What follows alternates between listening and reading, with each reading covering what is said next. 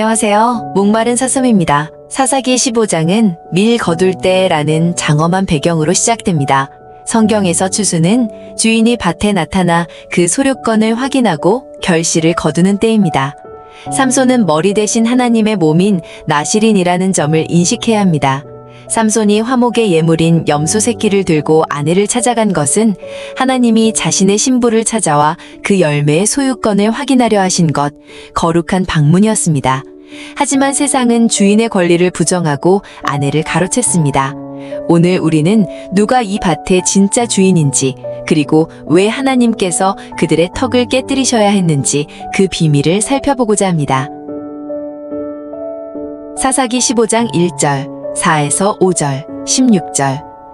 얼마 후 밀 거둘 때에 삼손이 염소 새끼를 가지고 그의 아내에게로 찾아가서 삼손이 가서 여우 300마리를 붙들어서 그 꼬리와 꼬리를 메고 회를 가지고 그 두 꼬리 사이에 한 회를 달고 회에 불을 붙이고 그것을 블레셋 사람들의 곡식밭으로 몰아들여서 삼손이 이르되 나귀의 턱뼈로 한 더미 두 더미를 쌓았으며 나귀의 턱뼈로 내가 1000명을 죽였도다 하니라. 우리는 왜 삼손이 블레셋의 밭을 태웠는지 그 정당성을 먼저 물어야 합니다. 하나님은 신부와 연합하여 그녀를 자신의 소유로 삼으셨으나 세상의 아비는 그 소유권을 가로채어 아내를 다른 이에게 팔아넘겼습니다. 주인의 것을 주인에게 돌리지 않는 밭은 더 이상 양식의 땅이 아니라 심판의 현장입니다. 밀은 툭 튀어나오다, 성숙하다는 의미입니다. 그들에게서 나온 밀은 하나님의 머리됨을 버리고 스스로 머리가 되어 나실인의 몸이 되지 못하는 결실입니다. 하나님의 추수는 나실인의 몸이라는 것을 기억해야 합니다. 삼손이 묶은 여우의 꼬리는 원어로 잔압이며 이는 머리가 없는 비천하고 방향 잃은 상태를 뜻합니다. 진리의 머리 되신 하나님을 거부하고 자기들의 이익, 즉 꼬리끼리만 맹목적으로 연합한 세상의 밭은 결국 자신들이 자랑하던 수확물을 스스로 태워버리는 허망한 심판으로 귀결합니다. 14장에서 수수께끼의 해답을 얻었던 자들은 죽음에서 생명이 나오는 복음의 신비를 접한 자들이었습니다. 하지만 그들은 사자의 몸에서 꿀이 나왔다는 지식만 가졌을 뿐 정작 자신들이 사자라는 사실을 몰랐습니다. 사자가 죽지 않으면 꿀은 얻을 수 없고 그 꿀은 삼키는 자로 살고 있는 나의 몸에서 나오는 것을 몰랐습니다. 죽고 다시 사는 복음의 비밀은 주인의 자리를 침탈한 자의 머리가 목베임을 받고 그의 손발이 묶이는 것입니다. 오늘 블레셋 사람들은 복음을 들었으나 거룩한 나실인의 몸의 추수에 들어가지 못했습니다. 복음의 수수께끼는 일시적인 깨달음이 아니라 매일의 삶에서 나를 묶어 하나님께 드리는 인내를 요구합니다. 하나님이 그들의 곡식밭을 불로 사르신 것은 다른 열매를 거둔 것에 대한 심판입니다. 밭의 돌과 잡초는 골라내면 되지만 여기저기서 나요 나요 하는 머리가 올라오면 다 태우고 농사를 다시 시작해야 합니다. 블레셋 사람들은 과거 너와 내 아비의 집을 불사르리라 명위협하며 자신들이 심판의 주체임을 과시했습니다. 그들은 복음을 듣고도 남을 씹어 멸하는 삼키는 턱을 버리지 않았습니다. 하나님만이 생사와 심판을 결정하는 주인의 턱을 가지셨음에도 그들은 스스로 머리가 되어 타인의 정죄하는 심판의 말을 내뱉었습니다. 하나님께서 나귀의 턱뼈를 들어 그들을 치신 이유는 명확합니다. 주인의 권위를 가로채어 죽음의 불을 뿜어내던 그 오만한 턱을 부수기 위함입니다. 삼키려던 자들이 도리어 비천한 턱뼈 하나에 무너짐으로써 오직 하나님이 유일한 심판주이심을 증명하신 것입니다. 삼손은 유다 지파 3000명에 의해 결박됩니다. 그는 나만 살겠다고 형제를 묶는 세상과 달리 우리를 살리기 위해 스스로 묶이는 온전한 곡식단의 길을 택하셨습니다. 너를 살리기 위해 나를 찢어 떡을 내어주는 그것이야말로 하나님의 희생의 사랑을 담을 나실인의 몸의 완성입니다.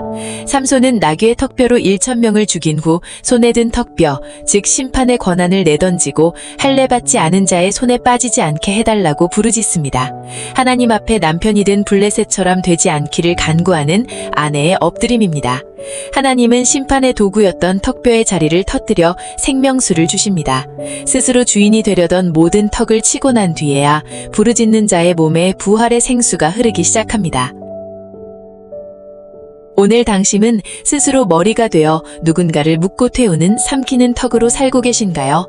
아니면 주인의 손에 기꺼이 묶여 생명의 떡이 되는 온전한 곡식으로 살고 계신가요?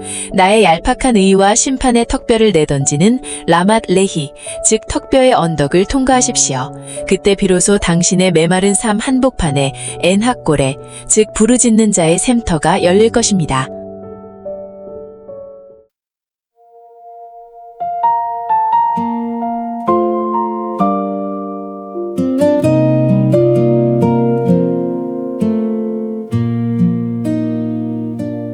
밀 거둘 때 주인이 오시네.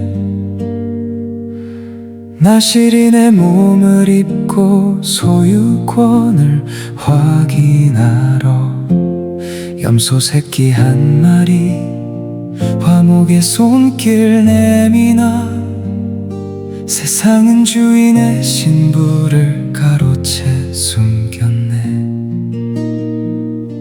머리를 잃은 꼬리들 잔압에 연하 진리를 거부하고 이그로 묶인 맹목의 횃불 하나님의 머리 됨을 버린 다른 열매의 밭 주인의 불길이 휩쓸어 허망한 공적을 태우네.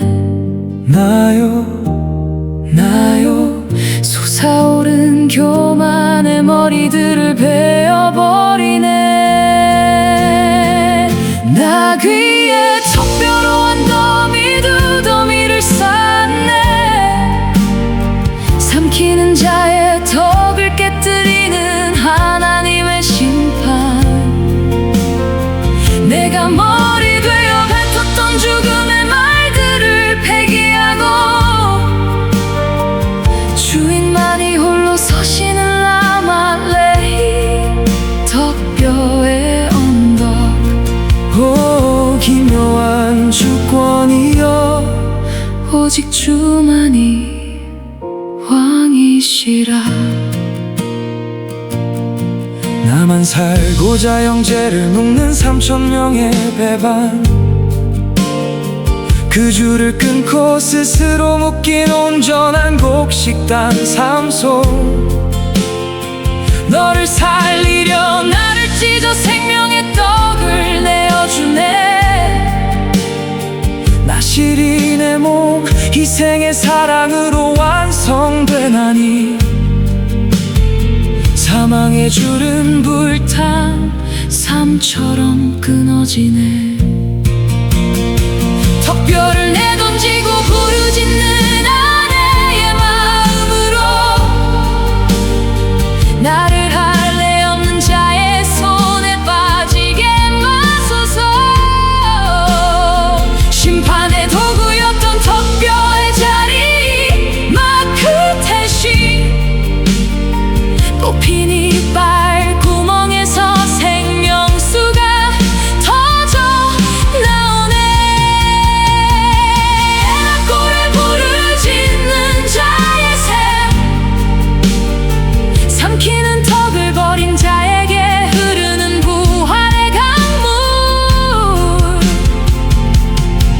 이제 내 턱뼈를 내려놓고 그 샘물을 마시네.